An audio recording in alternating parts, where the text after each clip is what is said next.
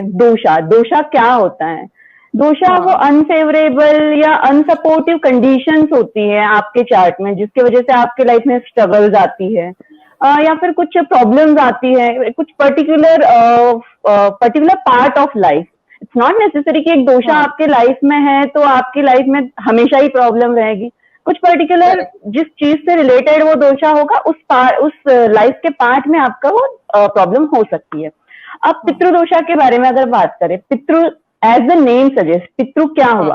पितृ हाँ। हमारे पिता हुए, हमारे दादाजी हुए, हमारे फोर फादर्स हुए, हम्म। हमारे पूर्वज हुए, जो भी हमारे पूर्वज है, या फिर जो भी हमारे फैमिली में डिसीज है, जिसकी भी डेथ हो चुकी है, वो सब पितृ में हाँ। काउंट किए जाते हैं।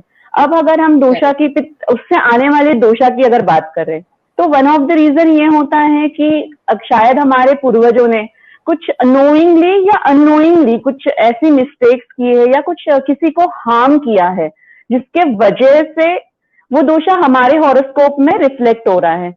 हमारे बीइंग देयर रिलेटिव्स, ये हमारी रिस्पॉन्सिबिलिटी, काइंड ऑफ रिस्पॉन्सिबिलिटी हुई कि उसे हमें पे ऑफ करना है। और ये दोषा हाँ। हमारे लाइफ में तब तक रहेगा जब तक हम उसे कंप्लीटली पे ऑफ नहीं करेंगे। पे of either by way of punishment होगा, या हाँ। आप अपने क्रियामान को इम्प्रूव करके कुछ ऐसे काम करके उसे इम्प्रूव कर सकते हैं। और करेक्ट। कुछ रीजंस जो है पितृदोषा के, वो जैसे एक तो मैंने बताया कि हमारे पूर्वजों ने जो नोइंगली या अननोइंगली कुछ मिस्टेक्स की है या किसी को कुछ तकलीफ पहुंचाई है, हार्म पहुंचाया, उसकी वजह से एक दोषा आया, ये दोषा आएगा। हाँ। सेकेंड रीजन ये हो सकता है कि हम खुद ही हमारे पूर्वजों को भूल गए हैं। जो श्राद्ध हम्म। होता है उसमें हम उन्हें एक्चुअल जो रिस्पेक्ट देना होता है वो नहीं देते हैं। यस। थर्ड, कई बार ये हमारे खुद के कर्म, पास्ट लाइफ कर्मा की वजह से भी हमारे चार्ट में होता है।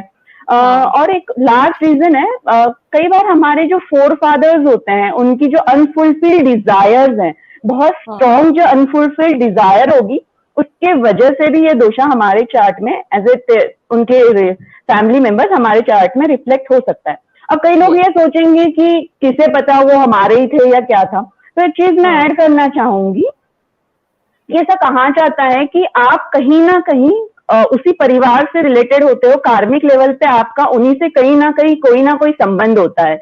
तो ये यस। बर्थ ले लो या कोई और बर्थ ले लो, आप कहीं ना कुछ वे में उनसे रिलेटेड रहोगे ही रहोगे। तो ऑब्वियसली ये आपके चार्ट में आएगा।